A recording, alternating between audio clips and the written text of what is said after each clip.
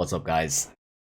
Today was a spectacular day. If you guys were watching the live stream, you guys already understand how well we did today as a whole.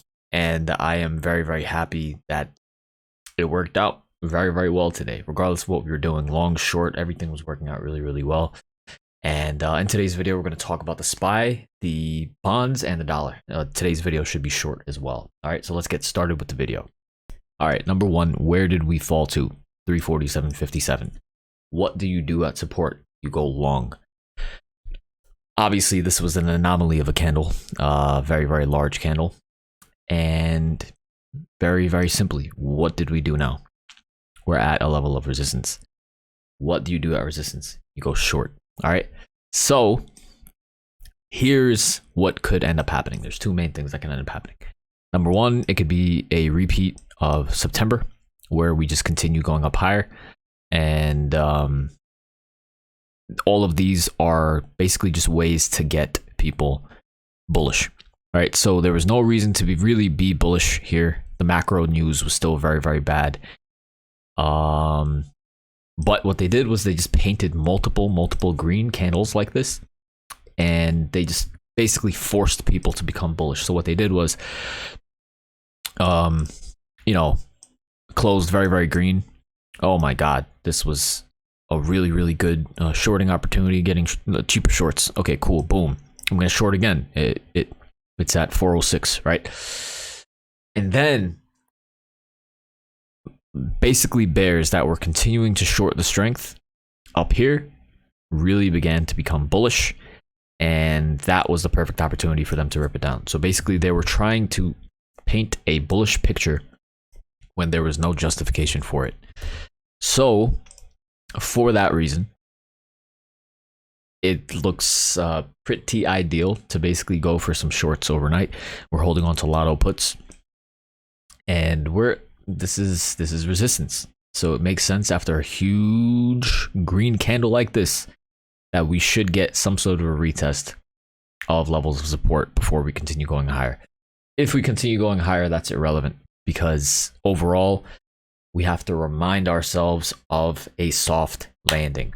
The Fed, their aim is they don't want this to fall down to 300. They don't want this to fall down to 320. So they're going to try to prop the market up in whatever ways that they have.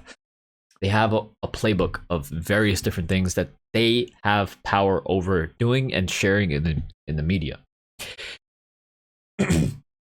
So based off of those things, they have data of how well the market is going to do based off of whether they release certain things in the news, etc., etc. They have all of the data of how everyone and everything will respond. They have the cost of telling the media certain, like they understand exactly how to move the markets and move retail sentiment.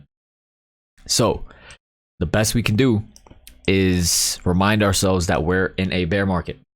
Remind ourselves that just because we had an extremely strong candle does not necessarily mean that it can maintain itself, because in the past few months, we've seen that strong moves to the upside don't sustain themselves. Every single time something like this has happened, it's been an amazing opportunity to load up into longer term shorts.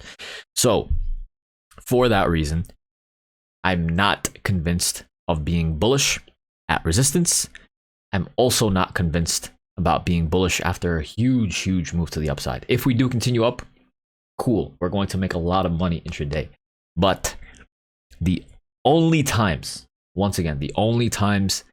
I feel comfortable being bullish during a bear market is when we are extremely overextended to the downside and we're showing a lot of weakness. Today was one of those days. We opened outside of the lower level of the Bollinger Bands on the indices, and that's why we were aggressively long. It worked out. So there's that for the SPY. Let's take a look at honestly, the bonds, we fell down, made a new low, and then wicked up higher.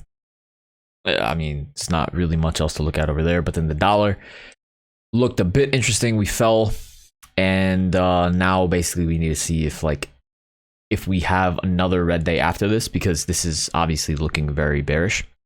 It makes sense that we have another follow through down day, and then we're gonna have to see if we can hold basically this area of support after we fall next day. So if we do end up falling like this, that is going to be good for the SPY. And the SPY will basically go higher. So if the dollar continues falling, the SPY is going to end up retesting 371. It doesn't really make sense to be aggressively long until the Fed pivots and changes their macroeconomic view for things. All right, so that's really that. I mean, we just have to take things one day at a time. Swinging is risky. Swinging long is risky after a very, very big green day. If we do continue going on higher, congratulations. But it is what it is. I hope you guys enjoyed today's video. Make sure to like, comment, subscribe, do all that good stuff, and I will see you guys tomorrow morning. Thank you.